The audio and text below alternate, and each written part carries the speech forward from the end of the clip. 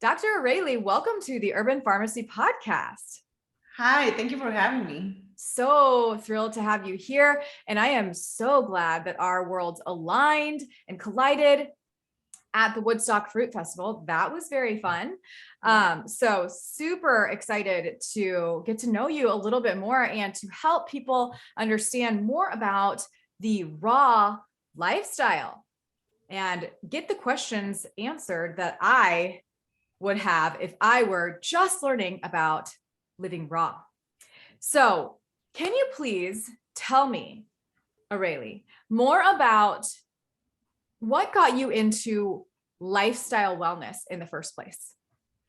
Yeah, well, I can go back to 2007. I did medical school in Mexico, and in Mexico, we have 6 years of medical education. So, in the fifth year, it's called internship. Everybody does an internship, and they're like long shifts, like 48 hours, non sleep, just taking turns to, rest for a couple of hours.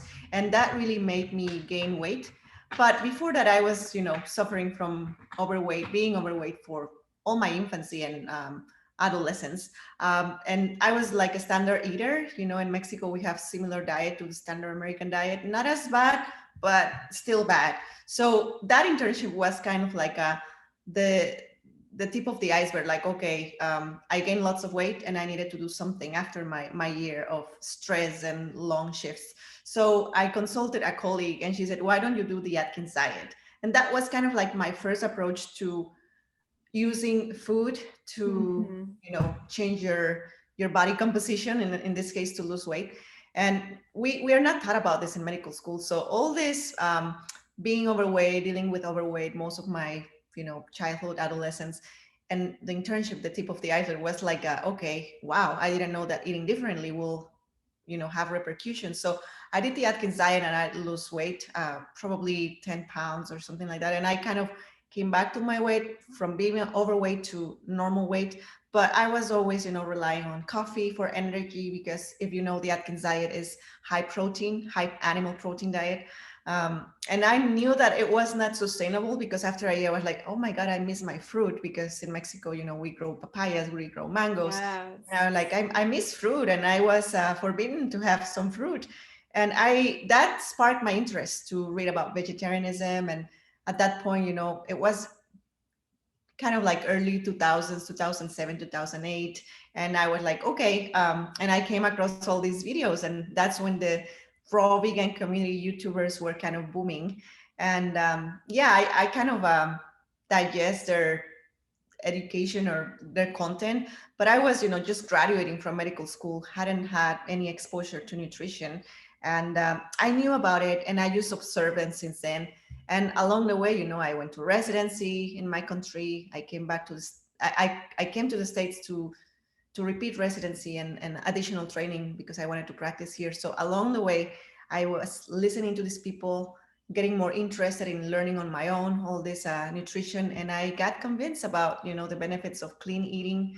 And along the way, I became an ethical vegan. So it was like transitioning from conventional eating, standard Atkins diet, vegetarian, vegan, raw vegan. So it was like a health journey for myself, but also the ethical side. But I overcame so many conditions. I mean, starting with the weight, people don't realize that being overweight or obese is like something that creates like a ripple effect to have different conditions and diseases. As soon as you correct your weight, all of the chronic conditions disappear, but you have to maintain it. So yeah, Yes. sorry, I don't know if that answered your question. Yeah, no, it did. So how are you helping people now? What are you currently doing? Yeah, basically, I work as a neuropathologist, and pathologists, we are basically consultants for doctors. And even though I have a full-time job doing that, my in my free time, I definitely want to teach people about a healthy lifestyle and the right way to eat, because that's something that 98% of the doctors don't know about. And it's kind of like my redemption. Like in my free time, I have to disseminate this knowledge. And at the moment, I just do that. Eventually, I would like to do consulting or something like that, but that's for the midterm goals. For now, it's just education. Yeah. Yes. I love that you were at the festival just giving, you know, people who are already living a raw lifestyle, but also people who are super just trying to learn, you know, and have issues and ailments. And you were there to be a sounding board and a really amazing resource for them. And I think that, and I know, even though I just met you, like that you are going to change so many lives. So it's super exciting to find a doctor. I've had so many plant-based doctors on this podcast. That's really what we focus a lot on, and a lot on nutrition, but not necessarily raw. And we can talk a little bit about that. I've been raw, maybe a year and a half, 2 years out of the 15-year journey that I've been on here. Just like you said, it's like an evolution. And I kind of try to explain to people that you just have to start somewhere, right? Like, and it can, like for you is Adkins, right? Like, I think I'm pretty sure I did Adkins too. And I was buying like all the Adkins bars, and my husband and I were even on like weight loss pills way back in the day. Like, I can't even believe we did that. But anyways, I love learning about different varieties, different variations of the whole food plant-based way of life. And raw, I mean, this is where a lot of people look when they really need to heal. We know the whole food plant-based eating can reverse most chronic ailments, but raw, explain to me what caught your attention as you journeyed through this. And you're like, wow, that's what I need to be doing. Yeah. So when I was transitioning from Atkins to vegetarianism, I discovered all these raw vegans on YouTube, and I've been following them along the way and in different social media platforms. Facebook. I found them too. I remember, because that was like really at the beginning of my journey too. It was like literally, and I was like, who are all these health nuts? And they were all raw. Yeah. I totally remember. I remember that. Yes, exactly. So that kind of like, I mean, it made sense to me from the beginning. And I was a broke medical student, so I knew that eventually when I get a decent salary, I will be eating this way. But at the moment when I discovered it, I was happy enough to be vegetarian. But I didn't know the repercussions of dairy at the moment. And, you know, like as you keep reading and validating the benefits of quitting milk 100%, then you know. But basically, the very first thing that was like my aha moment was a video of Marcus Rothkranz. Okay. He's like in a stage, he's kind of giving a concert or something like that. And he's, if I grab a box of cereal and I pour it on the floor, what is gonna grow? Mold. And then if I grab an apple and if I put it on the floor, you know, I bury it, what is gonna grow? And he says, a tree. You have to eat living food so you can, you know. And I was like, that was like, wow, that totally makes sense. Obviously it's an analogy, but you know, there is science that supports this life, this way of eating. And I try to reconcile kind of like the natural hygiene concepts that I've been learning through this type of educators, as well as the medical background that I have. So I kind of bring the best of both worlds, I would say. So I kind of try to keep it objective rather than, oh, we are, you know, it's very easy to fall in this, how can I say, way of thinking that we are invincible by eating raw, or you need to do like an extended use fast for a year or something to get rid of, to detox completely. It's, you know, things like that I think are a little bit harmful to the community, because sometimes you fall in deficiencies or things like that. So I try to keep it very objective rather than magical way of thinking, which, you know, I'm not against, but sometimes it's harmful. Yeah. So, okay, let's kind of start here at the beginning. What is raw? Like, for people that are listening and they're like, what is this? What are they even talking about? Like, yeah, what does it mean? Eating raw, and you know, some people are just raw food is they still include raw milk or raw honey or things like that. But raw vegan, which I follow, is eating everything that comes directly from nature as it is. If you go to a mango tree, you cut a mango, that is a raw mango. I don't eat like you know, preserved mangoes, which, you know, could be considered raw but have extra sugar. I just eat it as it is coming from nature. Same with lettuces, spinach, watermelon, like all the fruits and vegetables should be eaten raw. The raw vegan diet, especially the way that we propose is like a low fat, high carb.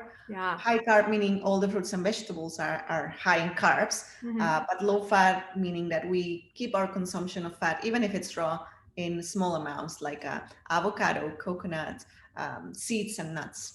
Yeah, that's Yeah, one. that's what I was going to ask you, seeing if you're doing, because I think that's like when people transition, at least for me, like when I was trying to eat raw, I was like, oh gosh, like, I don't know, am I going to be getting enough fats? Like I didn't really know at that point, but now I know that like if I were to just have been eating more, like more bananas, right? Like the volume, you have to get your calories in a large amount of volume if you're just going to be focusing a lot on those fruits and veggies, right? And then the nuts and seeds, I went way too heavy on, and I felt heavy and I felt just sluggish. And it was just like, oh shoot, I should have focused, a little bit more on those higher carb foods, but I just kind of like tried to do it intuitively. I really wasn't following any other way, because I think that most people have they find what works for their body.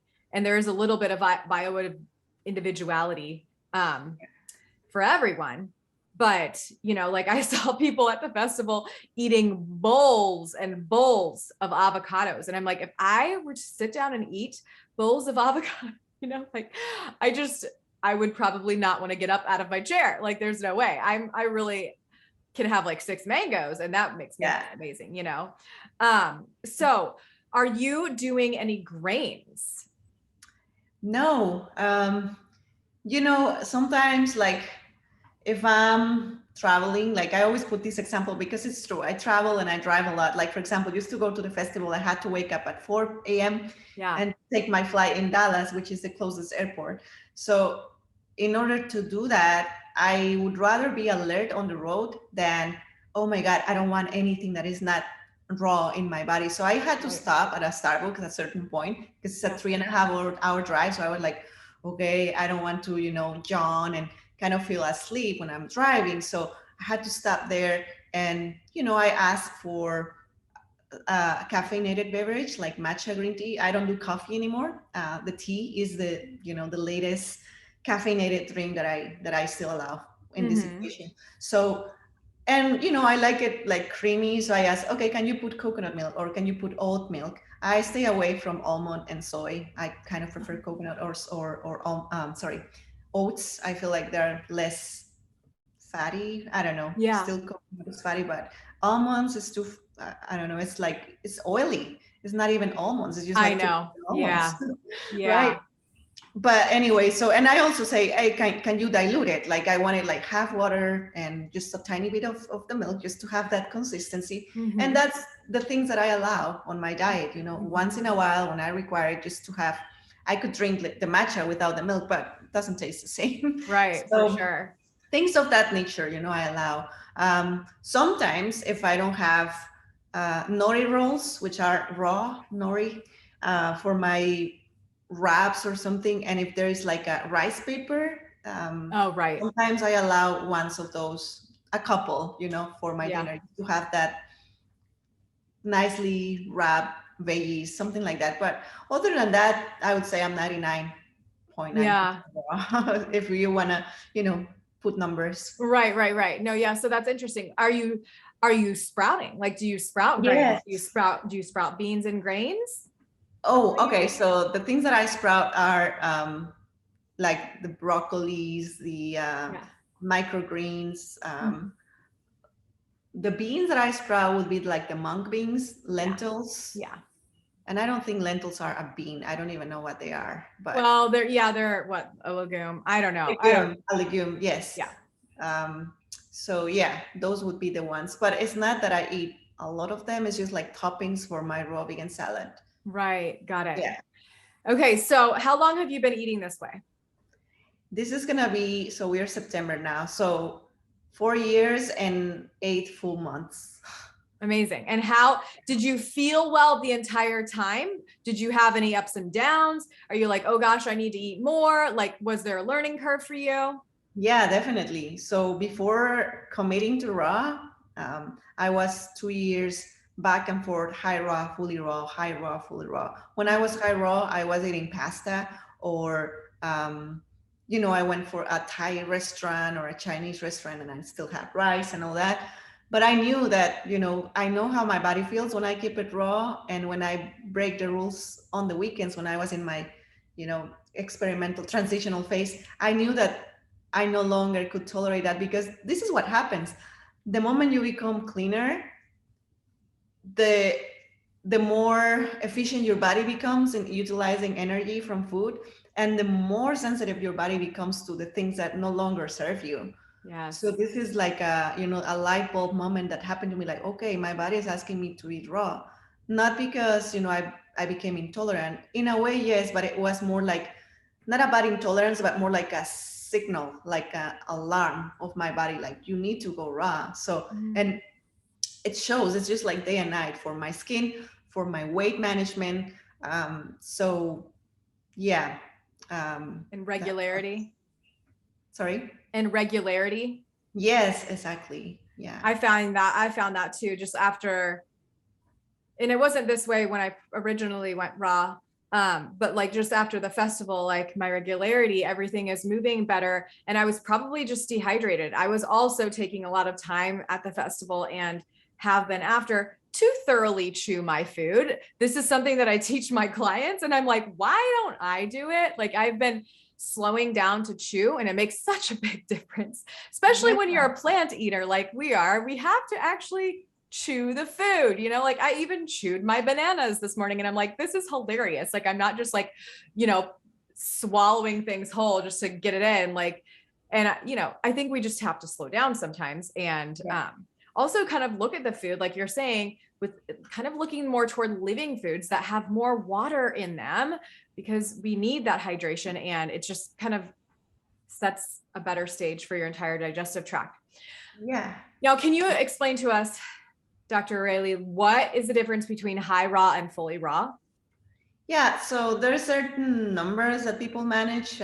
Some say, oh, 50% cooked, 50% raw, meaning, like the parts that are cooked, you either boil them or at the end of the day, the cooking methods are different, but some people don't pay attention to that. So some people say 50-50. Some people say, oh, you have to eat raw 75% of the time, and the 25% is for your cooked dinners. Some people say, well, I'm 90%. So it really depends. There is no like rules. Um, but yeah, that will be the main difference. And cooking, I mean, if some people are transitioning, which I recommend, I don't recommend everyone to go like overnight fully raw, because there is a period of adaptation in your body. Your stomach has to get used to the volume. Your small bowel, large bowel have to get used to the fiber and water content. So there is like a transitional phase. And if you want to go raw, but you're afraid of missing out or things like that, well, do a transitional high raw phase, but be selective in your cooking methods. Avoid frying, avoid cooking with oil, and rather do steaming or baking or boiling. That will be my recommendation. And that will be for veggies and tubers, basically. Mm-hmm, mm-hmm. Yeah. Yeah. So that is one thing that I'm like, I really think that I can maintain this. I don't know if raw is, I live in Indiana. It's not for everybody, right? But I do think that I could have a little bit less potatoes and a little bit more fruit, even though fruit is like something I've never limited. But it's like, Yeah. I really don't think that I have to be pounding all of the grains all the time like I was, and I just kind of got into that like, I don't know, batching the grains, batching the beans, which is fine. And they're super healthy, right? But like, I have to listen to my body and how I feel. And I do feel better on more raw. So I'm going to start, and I'm not going to put a number on it, but Yeah. the tubers, the tubers, especially like the Okinawan sweet potatoes, right? Like the ones that are white on the outside and purple on the inside, like those, not a standard orange one. Like don't give me an orange one. I would not eat that for fun at all. Okay. But those things bring me such joy, like the Okinawan sweet potatoes, that bring me joy. And there are better ways to cook them. Like Dr. Areli was just saying, like, we want to be thinking about, I think that this is part of the raw living lifestyle as well. we want to be reducing our acrylamides. And I Right. talked to my clients about this as well. And they're all kind of like, why are you, like, cause I'll give them tofu recipes, right? Like I'm just trying to get them off of the meat and get them onto some plants, right? So we're doing tofu, right? Like we're looking at tempeh, we're doing more beans, we're doing some transitions there. And my recipes are all like lower temperature now. Like I'm like, you don't have to go down to 250, but that's really right around the time that like acrylamides start to form. Now they're going to be forming on higher fat foods, right? Like nuts and seeds. Yeah. And of course we know that they're there. I think that they're showing up in cooked meats as well, right? It's not just heterocyclic amines and stuff like that. Like acrylamides form. I think that they can form on all foods, but anyways, they're higher in the high fat, high protein foods, and the higher temperature that we cook our foods in, not necessarily so good. So I like how Dr. Areli is saying to, like boil or steam or bake. We're not going to be roasting. We're not going to be frying. We're not going to be throwing the heat on like super high to cook our food. And, acrylamides damage our cells, right? And they can cause DNA damage and potentially add cancer risk, right? So that's one of the benefits to raw that I don't think that people are talking a lot about. Like there's like a whole, if you will, like hippie movement, which I think is beautiful and I love. And they're all just like living foods, like eat the living foods. But what does that really mean, right? Like I love your analogy. Like what's going to happen if you drop an apple on the ground? It's going to grow a tree. What's going to happen if you drop whatever, like something cooked or even worse, processed? It's not going to. And there's that concept that like Doug Evans talks about all the time with the sprouting. Like we need to understand the antioxidant value and the like how we're maximizing the nutrients when we're eating more raw living foods. And like the way that I look at a living thing is like if we could like cut a cantaloupe open, right? Like we can eat the beautiful juicy melon. We can also save those seeds and they're like viable. They're ready to sprout, right? Like we need to be, I don't know. It's a beautiful thing. So anyways, we can't do that with like dead, dried, cooked food, right? There's just not a lot of energetic flow going on there. I feel, like in terms of nutrition and biochemistry and how the body assimilates all this food, we have kind of like a good understanding now, but there is a lot of lack of knowledge in terms of energetics and I don't know, even electricity in the food, right? So we are not only matter, I would say we are also electrical. So many people call it the alkaline diet, electric diet for some reason, right? Yeah, I think that you're really onto something. And it's true. We already know that there's studies showing like if we're grounding, like, right, there's validity to grounding. So there's an energetic field on the Earth's surface that we're not connecting to enough at all. Right. So if we don't go outside and we don't put our hands down in the ground, or if we don't lay on the ground or put our feet on the ground, like we are missing out on an integral part of being a human.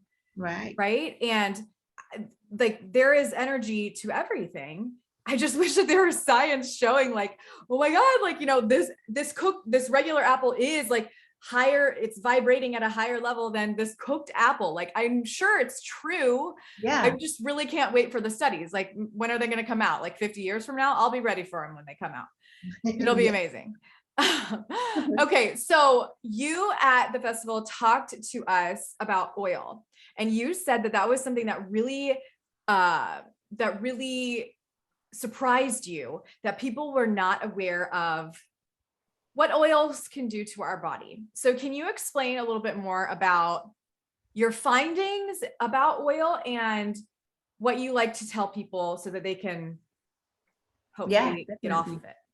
Yeah, after leaving the festival, I was kind of like reflecting on all these encounters with people that I had. Some of them approached me for health issues. And, I was like, yeah, sure, let's talk about it. And the first thing that I always ask them, like, are you fully raw or you're transitioning? Like, what is actually your diet right now? And 100% of the times, people were saying, well, I'm high raw. And I said, so when you are not raw, what you're eating? And all of them confess, like, okay, sometimes I have French fries. Sometimes I have vegan pizza, Oh boy. Yeah. Sometimes I Wow, that's have, so interesting. It's like junk food at night, raw in the day. Like, what's going on? That's actually kind of like how, that's kind of how I've been through that part on this me 15-year journey. too, And me it too. was, it was a sad, I was addicted to the processed food. Like that was what was happening. But I was Yeah. like trying so hard just to get on the plants, right? And it's like that approach didn't work for me because I needed to find the middle ground. I needed to have some like, some cooked foods in there. Like, I think that's what people are struggling with too. I'm sorry, I'm like interrupting you. I'm just getting all sidetracked here. Oh, it's fine Like, because we can relate so much, and I can relate to these people as well. And yeah, that's I feel like people like struggle so much. And I see clients doing this too. They're like, I'm going on a cleanse. I'm doing a juice cleanse all week. Like, I'm like, hey, doing the check-in, and they're like, oh, hey, I'm just gearing up to do a juice cleanse. And I'm like, oh, okay, that's like great.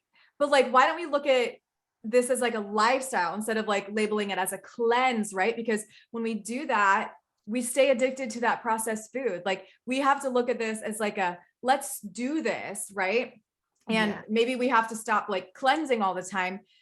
Maybe we have to start living a lifestyle that we don't have to cleanse from, right? exactly. That's more liberating even. Like once you release yourself from these addictions, it's quite rewarding. Yeah. It's unimaginable that you can quit, but it's possible. Like that happened with me with my coffee addiction. As a medical student, as a resident, I was addicted to coffee just to survive.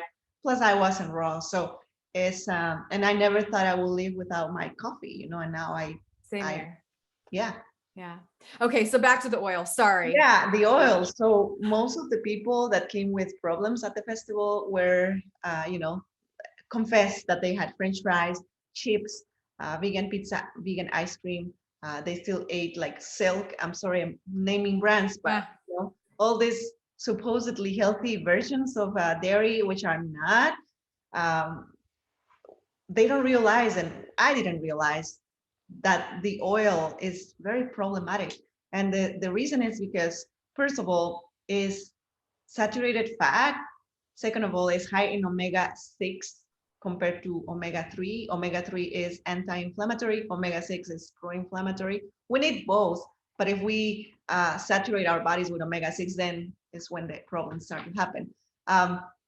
Another thing I would recommend following Mastering Diabetes. That's with Robbie Barbaro and I forgot the name. Cyrus Kambata. Cyrus, yes, Cyrus. Both are very good explaining the importance of keeping low fat and high carb. But the oils are processed food at the end of the day.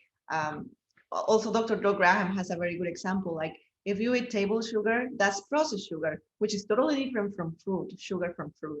If you eat avocado, even if it's like not optimal fat, but it's still good compared to other fats. If you compare an avocado with canola oil, it's like day and night. The canola oil is refined, is junk food. It's fat, but in a junk food version. Yeah. Same with proteins. Proteins from greens and seeds, and the fruit even has protein. Believe it or not. Yeah. Um, yeah, I mean The it's common. watermelon, it's got protein. Everything has protein. Yeah. So that's not the same as taking protein powders and whey protein. Things of that nature is just junk food. So for vegans and raw vegans, we need to understand that even if we cut off the refined carbs, we cut off the refined proteins, why don't we cut off the refined fats? And it's in everywhere. That's what makes vegans or vegan food from raw food, that's the main difference. Like vegan food relies a lot on cooked oils for the preparation. And I'm just, sometimes I feel like I don't want to be bullied, or I don't want to be, how can I say, attacked by vegans because no, we're saving lives just by, eating this way. Yeah, but in the long run, it's not gonna benefit anyone because you're gonna become an ex-vegan because of your health problems. and your abandoning of this lifestyle is gonna dissuade people to abandon it as well. So we as vegans are, if we are, if we are trying to make an impact in the world, we need to take care of ourselves, and we need to be role models of health and not only ethics. I feel like our health speaks volumes. We really want to convince other people to adopt this lifestyle. Totally. Yeah. What are your top 3 tips for people that want to start eating raw? Okay, first I would say empty your cabinets. Like if you have things for, well, maybe that's not a good tip, because now with the food shortages, we have to have I agree with you. I agree. I mean, come on, if it's in your house, it's in your house, it's in your house. Yeah, if we were not in that situation, I would say eliminate things that remind you of cooked food. So cut off the distractions from the root, starting in your house. That will be the first one. Also, don't follow channels that bombard your eyes with recipes about cooked food and all that. Even if it's vegan, follow them, support them, but don't look for their feeds, their content. Try to saturate yourself with images of raw food and surround yourself with a community that is living this lifestyle, because it's very easy to say, oh, but I'm vegan and it's healthy. Yes, but if you're in the transition period, just follow the vegans who are doing it in a healthy way. Like stay away from this saturated fat vegan recipe. Just try to be mindful who you follow. So that will be my first advice. The second would be to focus on ripe and seasonal fruit. Don't try to buy like a expensive exotic fruit that you will not have a meal out of it. You have to have staples in your house, like bananas, dates. You have to soak them as well. Frozen fruit is a great staple as well. Now the melons are in season. You cannot go wrong with a breakfast of melons. So try to look for cheap and seasonal options. They are more delicious and more nutritious. And if you have the money and can afford like shipping your fruit from the tropics, go for it. But focus on fruit, and don't focus on the supermarket fruit. I would rather go to a farmer's market, or I would rather go to wholesale produce rather than apples and, I don't know, unripe oranges from Walmart, Right. Yeah, because that's one of the biggest mistakes. Like I have to keep it raw, and I'm eating my fruit unripe, and that creates problems with your teeth and all that, and it's not satisfying. Exactly. It doesn't taste good. And I think that's so important too. We have to think about, like, if we want people to adopt any type of lifestyle that we know is going to be more health conducive, like it does need to taste good. So I love your tips on, if you are local, like yesterday I got local apricots, and I did get apples because those are seasonal here. And there are local melons, like things that are in season taste so much better. Like if I get an apple from the grocery store, it's like, like it just doesn't taste the same at all. And we've got to find like those highly palatable foods. I love those tips. So what do you see people's main struggles with when they go raw? Like or did you talk with anybody at the festival that was like having troubles maintaining? I mean, do you see people doing what I did, like pounding all the fat and just being like, wait, I'm not losing any weight, I don't feel well, like have bad digestion? Do you see anybody like, what are the main things that you see people kind of like slipping up on or failing so they can't maintain a lifestyle like that? Yeah, so one would be, I feel like it's super important to track what we're eating at the beginning. Until you develop the intuition, like, okay, I already know that a banana has 80 calories, so I know exactly what I'm consuming. But at the beginning, people don't know what they're eating. And not at the festival, but when I was doing consultations before moving to the States, when I was living in the UK, I had people like documenting what they were eating. And that's the first thing. Even before the first consult, I was like, okay, give me your dairy. Just yesterday, you don't have to remember all the week. So we analyze it, and they realize that, let's say for a lady that was taller than me, I'm 5'2", 5'3", but some people are like 5'5" or 5'7", and she was eating 900 calories per day. Oh And I boy. was like, that's the reason why you are feeling weak. That's you are, you don't have enough energy. Right. So that's the main problem. And even if it's not 900 calories, but you are falling short in the calories, maybe 1500 calories is not enough. I feel like 2000 calories will be like for most adults a good measurement. And then Mhm. depending on your activities, if you really want to be super active, maybe you need more. If you're a man, you need more. So track yourself is painful, requires discipline, requires awareness. But like anything at the beginning, you really want to know what you're doing, so you do it Yeah. in the right way. So that will be my first advice. The second would be, don't try to complicate things. Many of us at the beginning think that we're missing out. There's fear of missing out in our food. So we try to throw everything at our salads and our fruit bowls and all that. Oh, let's add coconut flakes. Let's add pumpkin seeds and let's add cacao powder. And, it's too complicated. And Mhm. that's why we have bloating, because we mix fruits with fats, and sometimes we neglect the greens. And so food combining rules would be a very good way to start as well, knowing it, Mhm. mastering it. And a third one I would add, don't neglect your greens. As a woman, we need our minerals. I feel like some guys can get away with just fruit and they call themselves fruitarian, but I feel Mhm. like women, we need particularly greens. Don't have to be, like harsh greens like kale. No, no, I'm talking about tender leafy greens and variety and rotation in our greens. So we have our minerals, because we lose iron with our periods every Right. month. And also we need, healthy long hair and healthy nails and healthy skin. And that's coming not only from our hydrating fruits and veggies, but also from the greens and fats as well. Don't neglect the fats. Some people try to keep it below 10%, but I feel like for women it will be around 10 to 15% fat. I feel like I do better when I'm a little bit higher on the fat, not Mhm. 30% fat like many of Mhm. standard American dieters eat, right? But Right. 15%, especially in the winter. Yeah, for sure. Yeah.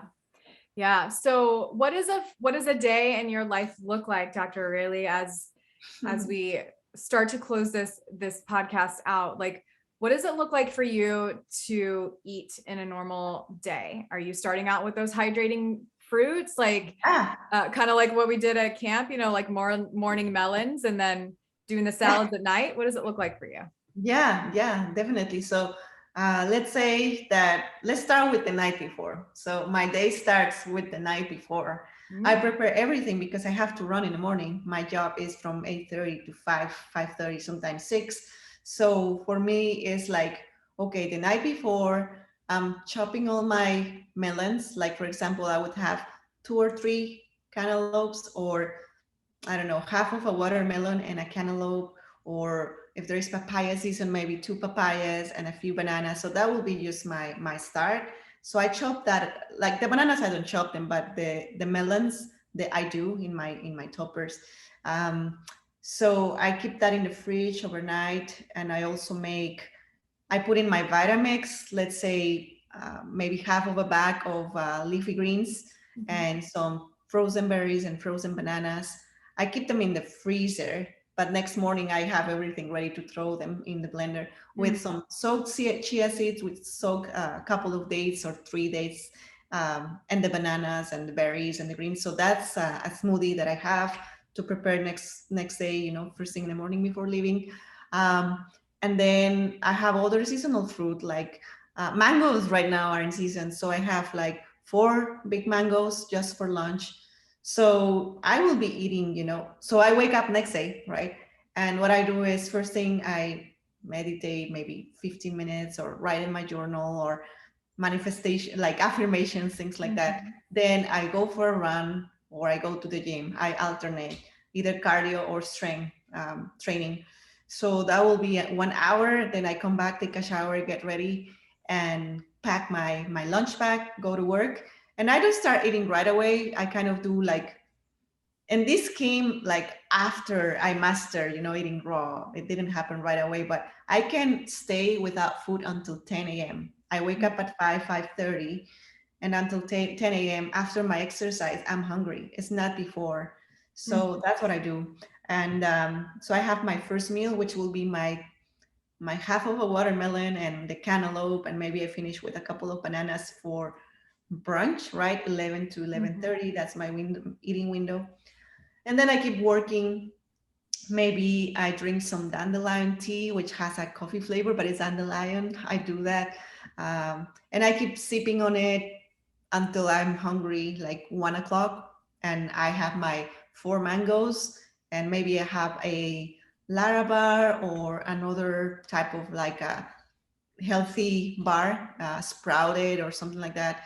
And then I don't Ooh, prepare. hold on. Hold your thought right there with the bars. I've got to, Yeah. okay, so we're at the lunch, we're at mangoes, we're at bars.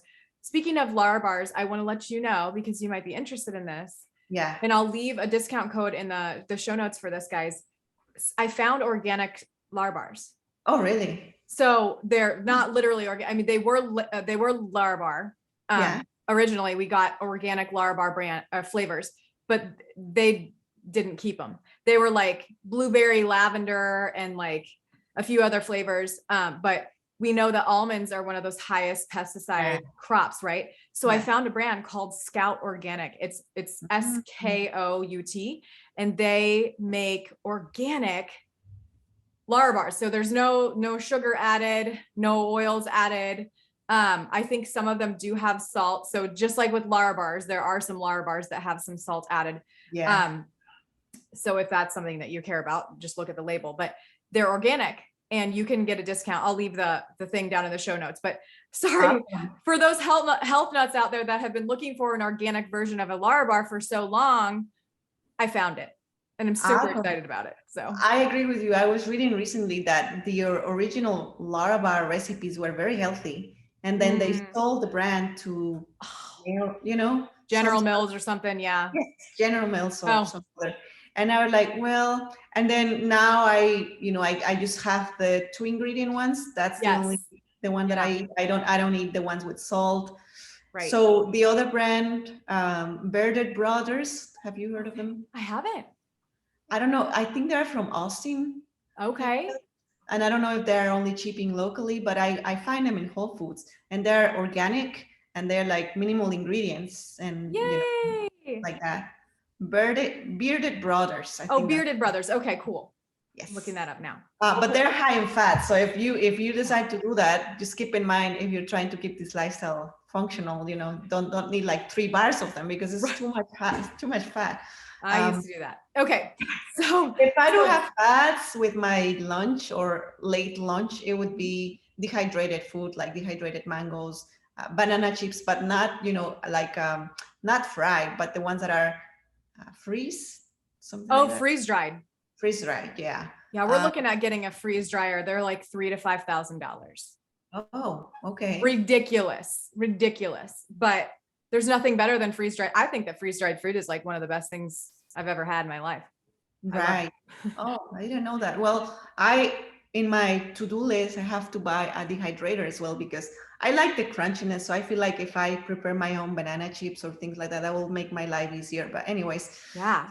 Meanwhile, be selective in your granola bars. I don't do granola. I just do like the healthy nut bars. And then after I leave work, I go to, I just enroll in a Kung Fu Academy. So I do like 1 hour of that, like from 6 to 7. Yeah, it's very cool. That's awesome. Or that will be 3 times a week.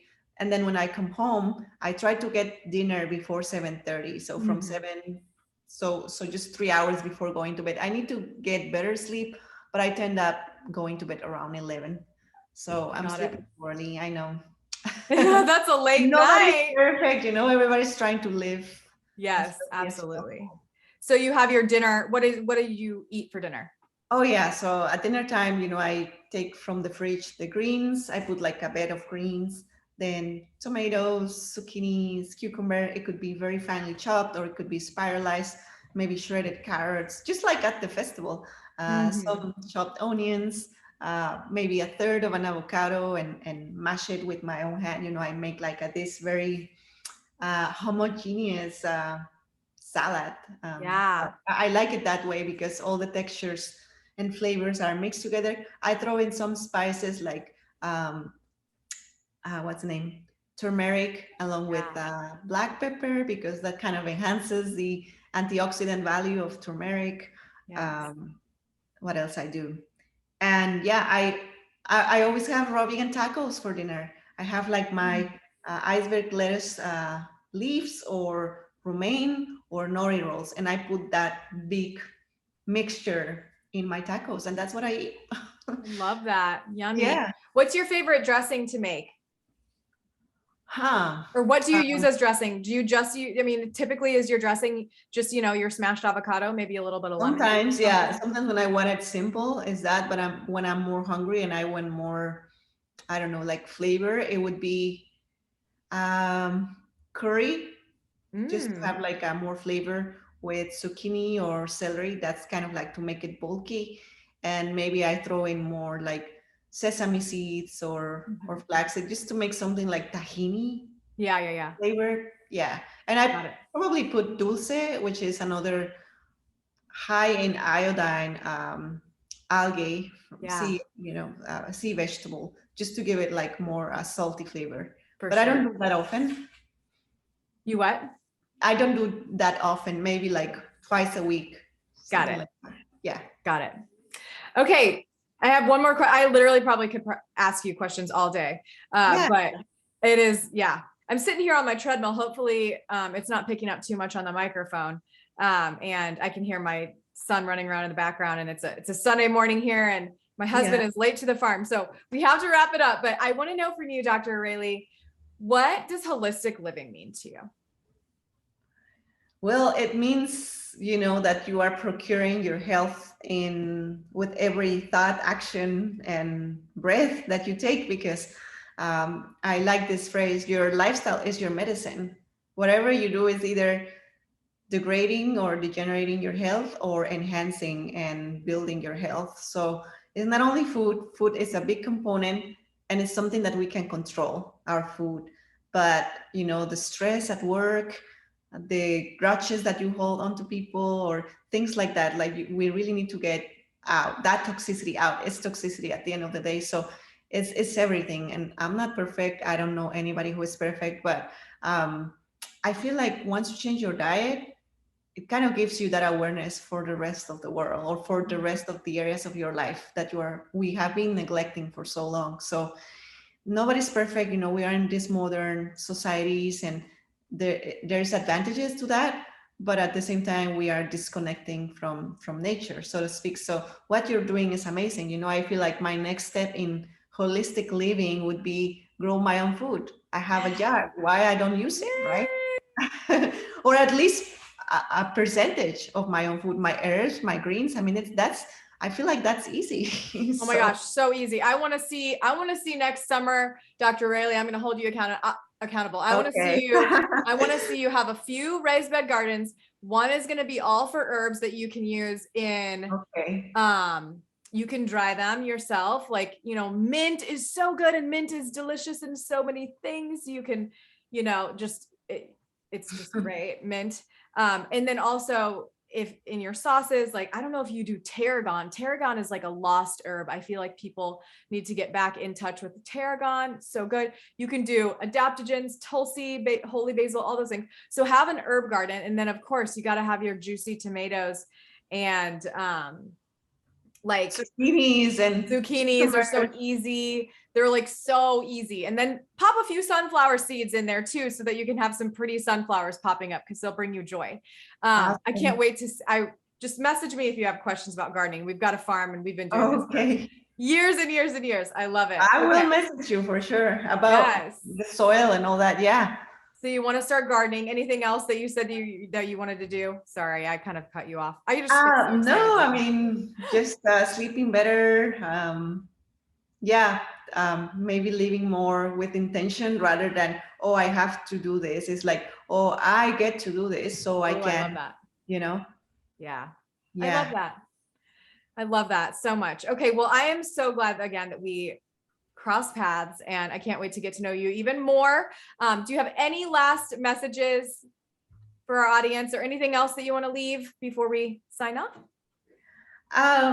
Yeah, I mean, just start with what you have in front of you. You don't have to, follow all the advice that I gave, because it's taking me years, right? And probably yourself is taking years, but start with what you have right now. Like if you can do something for yourself, like, following my tips, maybe eliminate the unhealthy things in your cabinet or donate them, or, make an inventory like, okay, I'm spending this money in beauty products. Why I don't spend it in healthy food, so I don't rely on the beauty products to have a soft skin, things like that. So Wow. just do an inventory and see what you can do with what you have right now. And from there, you start growing. I love it. I love it. Thank you so much for taking the time to be with me this morning. And thank you for inspiring others to live a more healthy, holistic, plant predominant life. It's the beautiful side. Come to the green side with us. You guys will love it. Okay, Dr. Areli, thank you so much. We will see you soon, and take care. I'll put the ways to get connected with you so that people can follow you on Instagram. Okay. What is your Instagram handle? Sorry. So I'm at Raw Vegan Doctor in all social media platforms: Instagram, Yes, Facebook, YouTube. Raw Vegan Doctor. It's a great handle. So do not miss staying in touch with Dr. Areli. All right. Thanks again, friend. We'll see you soon. Bye-bye. Bye.